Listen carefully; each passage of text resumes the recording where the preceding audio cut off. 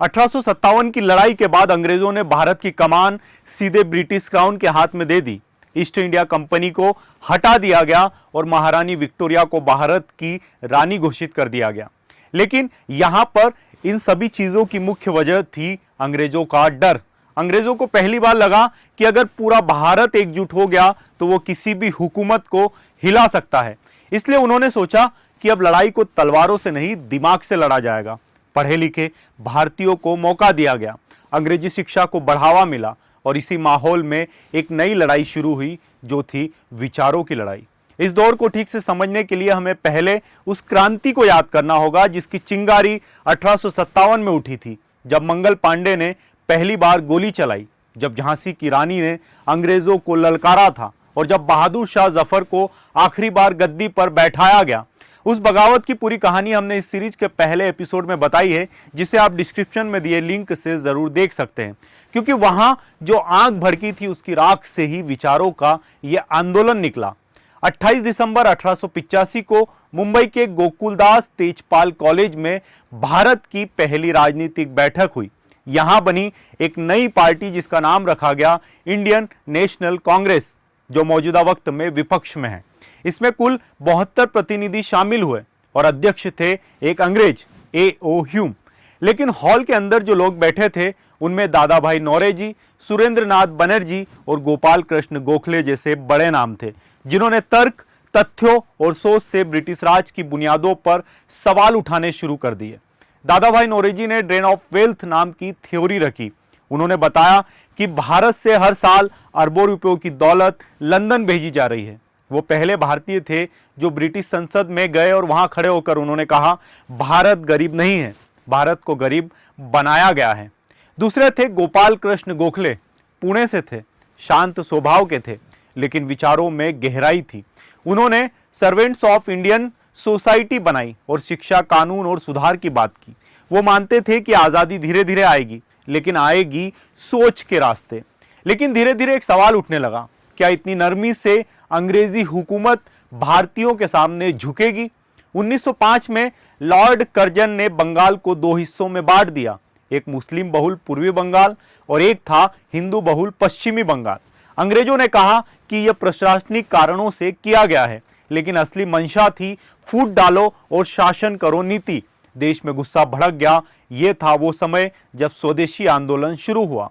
लोगों ने विदेशी वस्त्र जलाए, अंग्रेजी चीजों का बहिष्कार किया, खुद खादी पहनने लगे, खुद चरखा चलाने लगे। पहली बार वंदे मातरम गली गली में गूंजा। यह सिर्फ नारा नहीं था बल्कि एक आंदोलन बन चुका था। और यहीं से एक नया चेहरा सामने आया, बाल गंगाधर तिलक। उनका कहना था कि अब समय बहस का नहीं, सीधी कार्रवाई का था। उनका नारा था, स्वराज मेरा जन्मसिद्ध अधिकार है और इसे मैं लेकर रहूंगा। सिर्फ ये शब्द नहीं थे, एक चुनौती थी अंग्रेजी हुकूमत के लिए। उन्होंने शिवाजी उत्सव और गणेश उत्सव को राजनीतिक मंच बना दिया। केसरी और मराठा अखबारों के जरिए उन्होंने लोगों को खुलकर जागरूक किया।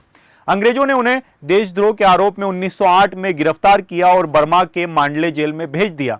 लेकिन जब तक विचारों की ये आंख थी, वो पूरी तरह से फैल चुकी थी। कांग्रेस भी अब दो भागों में बढ़ चुकी थी। धर्मपंथी जो गोखले जैसे थे, सुधार की बात करते थे, सोच के जरिए आजादी की बात करते थे, और गर्मपंथी जो तिलक जैसे थे, सीधा संघर्ष चाहते थे। इस बंटवारे से अंग्रेज खुश थे। उनकी फूट डालो राज करो नीति काम कर रही थी, न सिर्फ हिंदू मुसलमान में बल्कि कांग्रेस पार्टी में भी।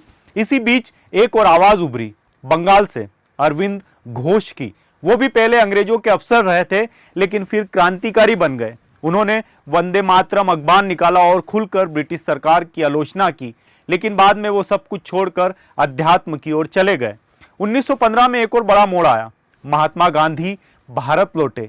वो दक्षिण अफ्रीका में रंगभेद के खिलाफ संघर्ष करके आए थे और वहां से सत्याग्रह का अनुभव लेकर आए थे। भारत आकर उन्होंने पहले 2 साल कुछ नहीं किया, सिर्फ देश को देखा, समझा और सुना। फिर 1917 में बिहार के चंपारण में पहला आंदोलन किया, जहां किसानों को जबरन नील नदी की खेती करवाई जा रही थी। गांधी ने शांतिपूर्वक विरोध किया और अंग्रेजों को झुकना पड़ा। यह उनकी सबसे पहली और बड़ी जीत थी। लेकिन असली तूफान आया 1919 में। ब्रिटिश सरकार ने रॉलेट एक्ट पास किया।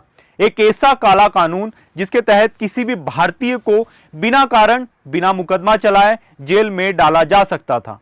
पूरे देश में इस कानून के खिलाफ गुस्सा फैल गया। गांधी ने इसका विरोध किया, लेकिन अंग्रेजों ने हर जगह दमन शुरू कर दिया। और फिर आया वो दिन जिसने देश का भरोसा हमेशा के लिए तोड़ दिया। 13 अप्रैल 1919, जलियांवाला बाग हत्याकांड। अमृतसर के जलियांवाला बाग में हजारों लोग शांतिपूर्वक जमा थे। बैसाखी का त्योहार था। तभी ब्रिगेडियर जनरल डायर ने अपने सैनिकों के साथ वहां पर मौजूद हुआ और बिना चेतावनी, बंद फाटक, बिना कोई दरवाजे वाले उस बाग में, उस पार्क में गोलियां चलवा दी। 10 मिनट तक लगातार गोलियां चलती रही। करीब 1600 राउंड। सैकड़ों लोग वहीं मारे गए, हजारों घायल हो गए। लोग न भाग सकते थे, न ही बच सकते थे। कुएं में कूदकर जान बचाने की कोशिश की गई।